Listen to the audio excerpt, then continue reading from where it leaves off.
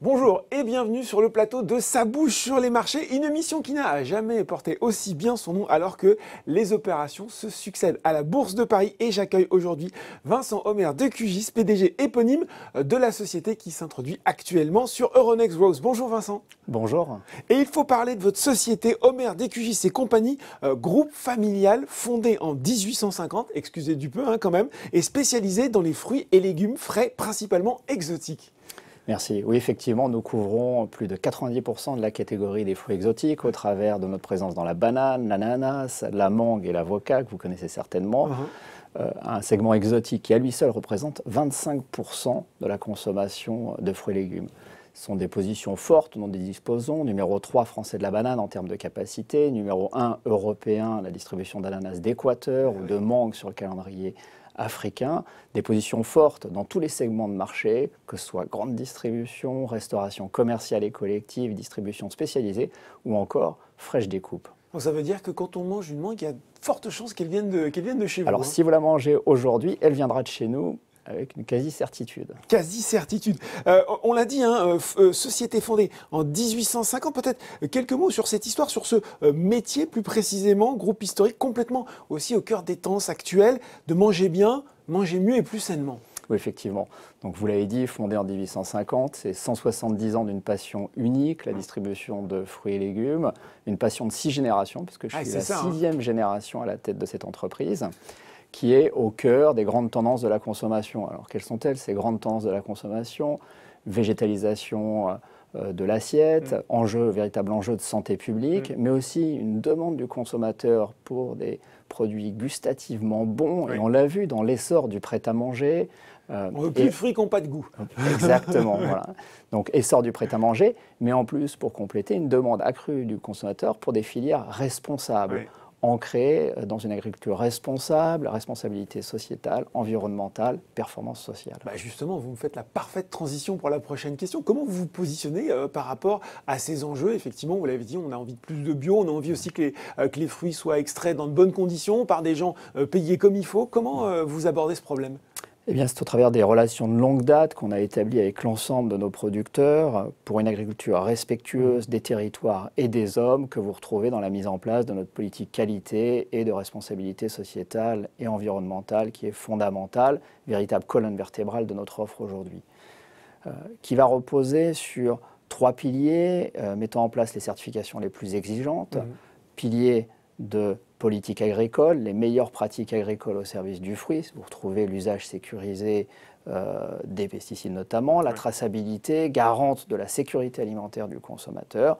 Pilier de performance environnementale, c'est la mise en place des certifications de Rainforest Alliance avec la protection de la biodiversité, l'empreinte carbone tout le long de la filière et puis enfin tout ce qui est performance sociale que vous retrouvez dans le label BSCL, Business Social Compliance Initiative.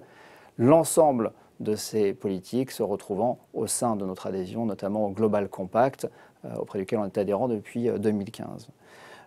C'est un engagement qui a été souligné par un audit extra-financier réalisé par Etifinance tout à fait récemment. C'est une référence du secteur. Exactement, qui a jugé de la maturité de notre entreprise et nous a donné la note de 81 sur 100, jugeant notre entreprise exemplaire en termes de gouvernance et en termes de critères ESG. Bon, ça veut dire que quand je mange un fruit Homer de QGIS et compagnie, je me fais du bien, je ne fais pas de mal à la planète. Absolument, et je vous en donnerai un exemple et je vous livre un scoop.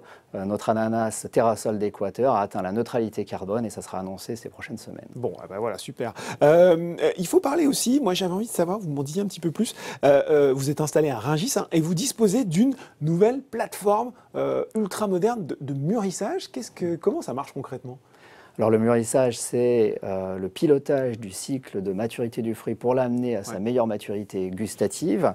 Ça se réalise dans des installations qu'on appelle des chambres de mûrissage qui pour nous sont situées donc à Rungis. Ça a été le plus grand projets privés réalisés sur le marché de Rungis depuis sa création, 12 000 m² au service du mûrissage et de notre métier. C'est une capacité de traitement simultané de plus de 67 camions. Ah oui, 67 semi-remorques comme ça. 67 semi-remorques. C'est un investissement pour nous de près de 11 millions d'euros qui va allier excellence opérationnelle et performance énergétique. On a pu, au travers des équipements qu'on a choisi, diminuer notre facture d'électricité de plus de 30%. Donc une installation qui sera vraiment au cœur de notre projet de développement des prochaines années. Projet de développement qui prendra sa source dans notre savoir-faire historique, dans ce métier très technique qui est le mûrissage et de la banane bien sûr, mais aussi des fruits exotiques, mangue et avocat. Et il sera opérationnel pleinement, il est pleinement opérationnel depuis septembre dernier pour accompagner nos ambitions de croissance, dans un premier temps jusqu'en 2023 et puis au-delà. Bon, ces ambitions de croissance, elles passent par cette opération, cette introduction en bourse, via une augmentation de capital d'un montant d'environ 15 millions d'euros. Je l'ai dit, elle est ouverte depuis le 2 juin et jusqu'au 14 juin, pour un prix de l'action compris entre 6,67 € et 7,50 €. Alors, je ne l'ai pas encore mentionné, mais Omer DQJ, c'est aussi un chiffre d'affaires doublé en 6 ans pour atteindre 120 millions d'euros. C'est pour accélérer encore cette croissance que vous vous lancez aujourd'hui sur les marchés ? Alors c'est doublé en 6 ans, c'est triplé si on regarde la décade précédente. Tout en signalant que c'est un développement qui jusqu'ici a été financé, a été entièrement autofinancé, donc par les cash flows générés et de l'endettement. C'est une croissance que l'on veut bien évidemment continuer, que l'on veut renforcer pour pouvoir réitérer ce qu'on a déjà réalisé et doubler de chiffre d'affaires à l'horizon 2025. C'est tout le sens de ce projet d'introduction en bourse aujourd'hui. Bon. Ce qui est intéressant de noter aussi, c'est que près de 70% de cette opération, ils sont déjà sécurisés sous forme d'engagement de souscription. Oui, absolument. On a reçu des engagements de souscription de la part d'entreprises de référence. Alors on peut citer... On peut en citer quelques-unes, oui. Oui, on peut citer Amiral Gestion, on peut citer Financière Arbevel, DNCA, Caisse des dépôts et consignations au travers de son fonds de croissance, Imotel notamment, qui nous ont donné des engagements de souscription pour plus de 10,4 millions d'euros, pouvant être portés jusqu'à 12,7 millions d'euros. Bon, une belle marque de confiance. Ce qu'on peut dire aussi, c'est que cette introduction, elle s'accompagne, parce qu'on est quand même sur Boursorama, elle s'accompagne d'objectifs financiers clairs à 5 ans, tant en termes de chiffre d'affaires que de rentabilité, avec un objectif, je crois, affiché de marge brute d'exploitation.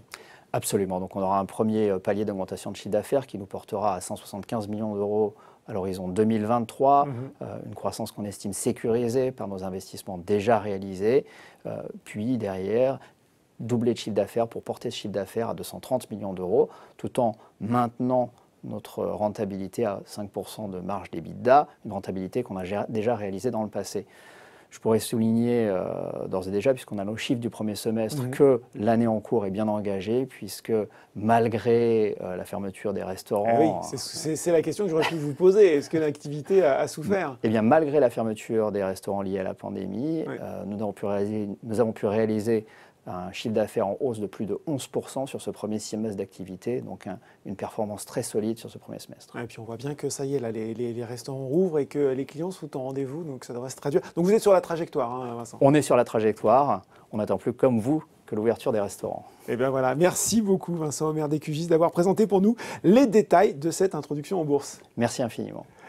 Alors je le rappelle, si vous avez été convaincu par cette présentation et par les ambitions de la société, vous pouvez souscrire jusqu'au 14 juin pour un prix de l'action compris entre 6,67 € et 7,50 €. Ça bouge sur les marchés. C'est fini pour aujourd'hui. À très bientôt pour un nouveau numéro.